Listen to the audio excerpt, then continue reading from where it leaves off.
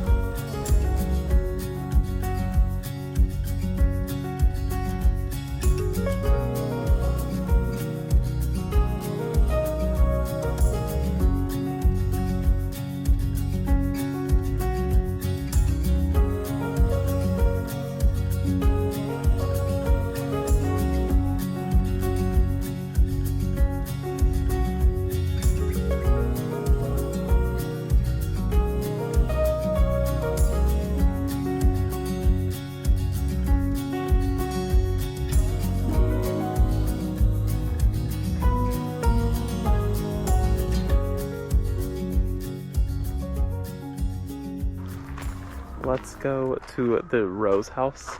We're gonna go this way to the rose house, and then we're gonna go in here, and this is where fuchsias and begonias are at. But everything here is done so incredibly well. So this is their rose garden, and it looks like things are just starting to come out of bloom and start to push new flushes.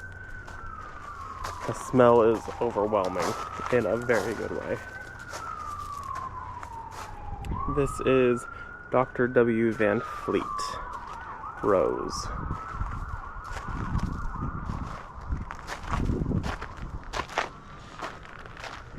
You guys see how big this one is right here? Oh my gosh, that thing is massive. The trunks on that are, I couldn't even fit my hand around that. Oh, it smells so good. This is Autumn Damask. Beautiful, beautiful rose. And I love these little ones. They rise up above everything so high. Who is this? This is Cecil Brunner. Okay, let's go into the house here.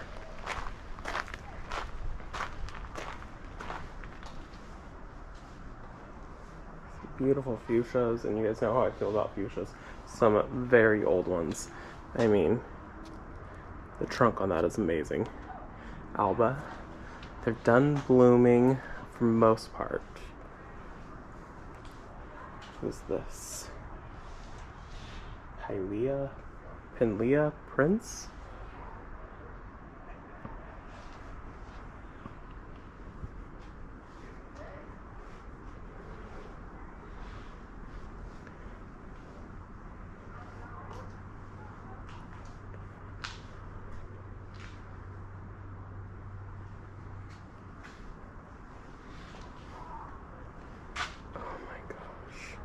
The clusters on this are so beautiful.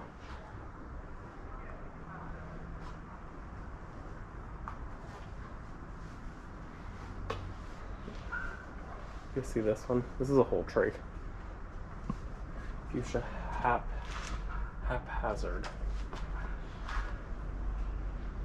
Amazing. And you guys can see the trunk on this. These people know what they're doing here. Oh my gosh, look at this one too. Huh. That is another Alba. You see that pot? Goes up to that fuchsia there.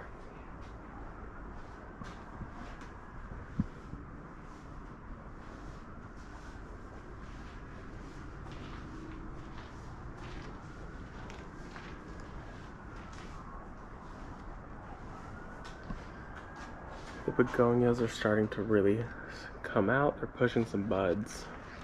Not all of them, just some of them. There were some real beauties here. We came here in October, and some of these were so gorgeous.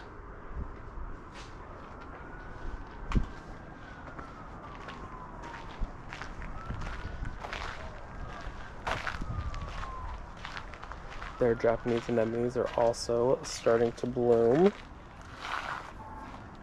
Those are farther along than ours, but you guys can see how much they have totally spread in this area. It's crazy. And look at this. Is this a rhododendron? I don't know what this is, but it is huge and beautiful.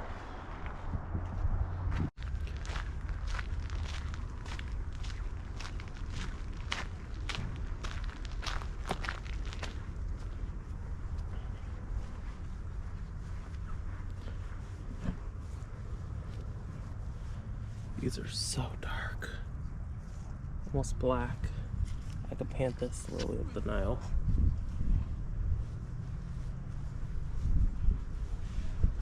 I love this plant. Pink little spikes that it has too. But I mean, in comparison to the Gastilbe, it's nothing.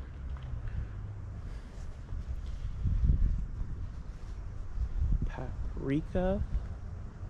Nope, that's not what that is. That is yarrow of some sort. It's not labeled.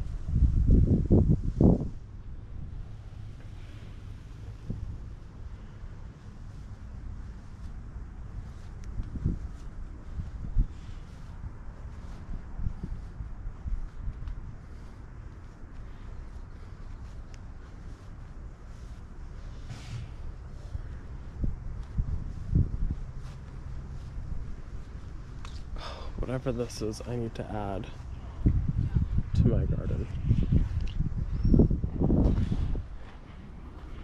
Look at that. Those are just dancing.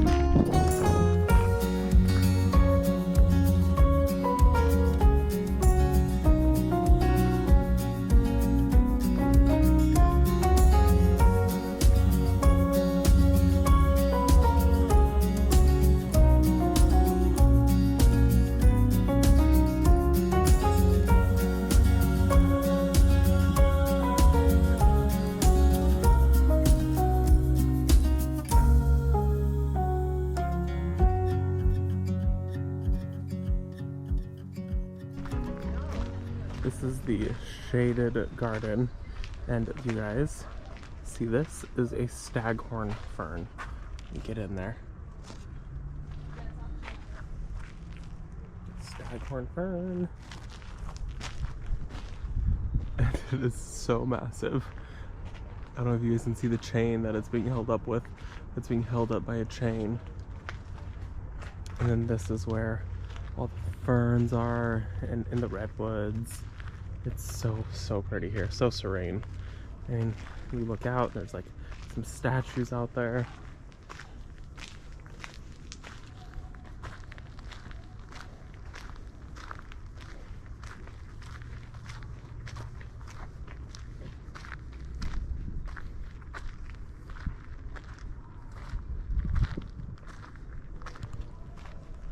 And look at these poppies.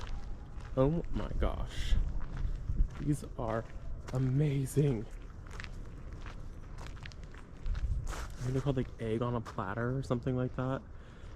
They're huge. Do you guys see that? I don't even think you guys can tell, but they're as big as my hand. Beautiful poppies.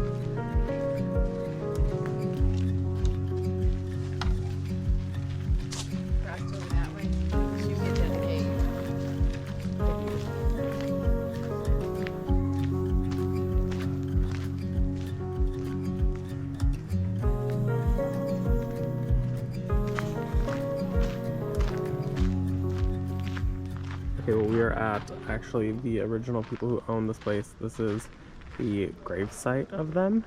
I don't think that they're still here. I'm gonna read to you what this little placard right here says.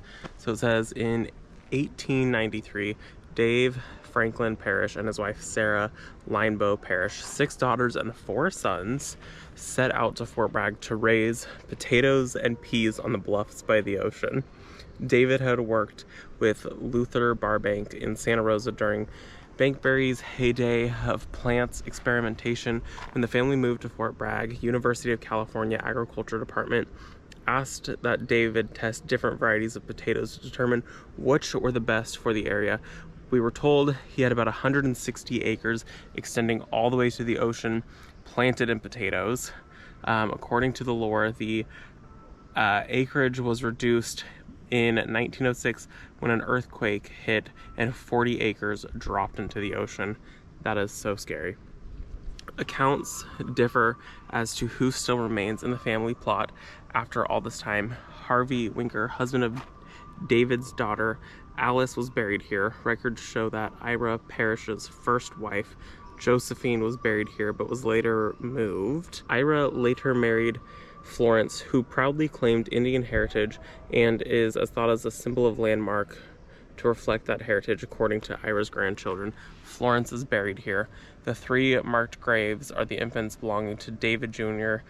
and Janet Parrish, a baby of Esther Parrish and Guy Craft, and a baby of Haiti Parrish and Franklin Mendal.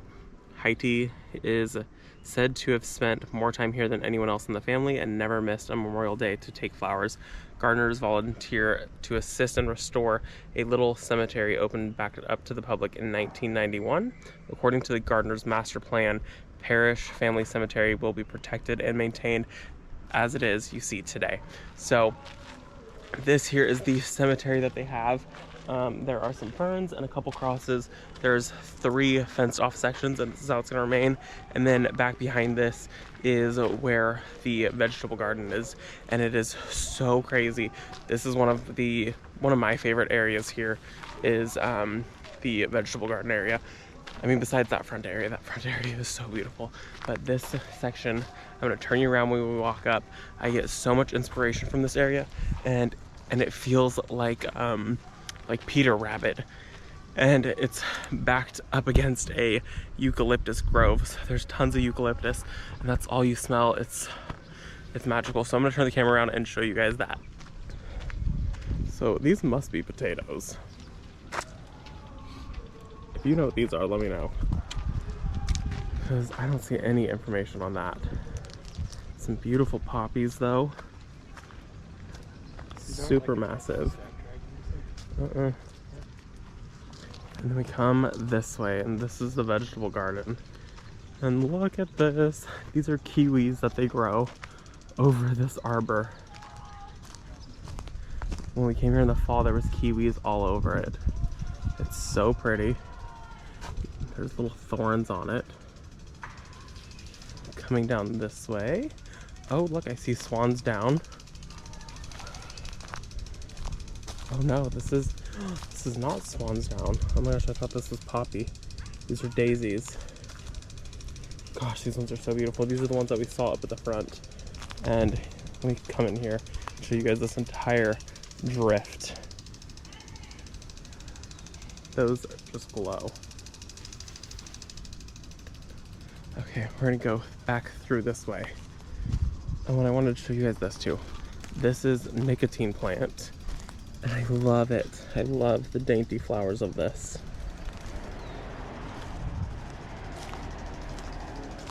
Another arbor with kiwi.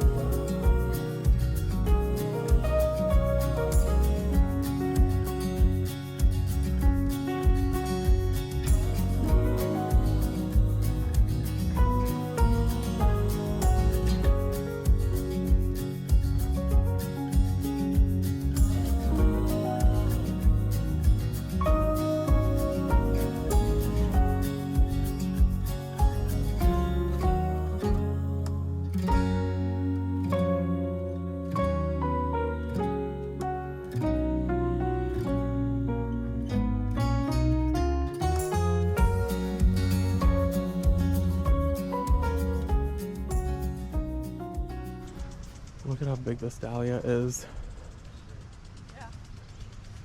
The blooms are so beautiful on this one. You can see they use rebar and then twine to tie these up.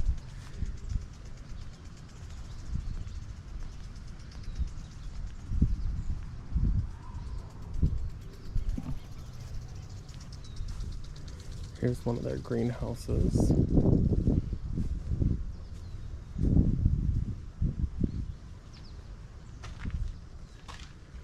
See there they have, what is this?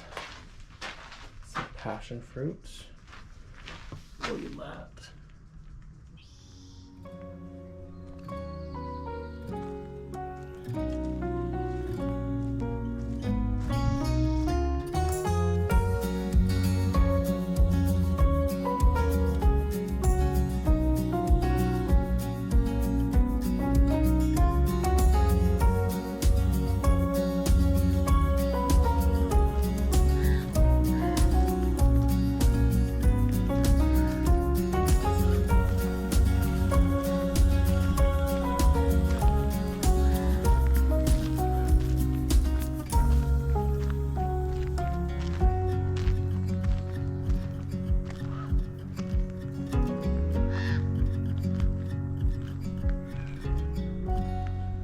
Alright guys, that is going to be the end of the video for today.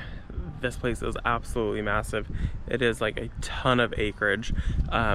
So that was the vegetable garden and the front entrance when you first get here. Still super beautiful, beautiful gardens.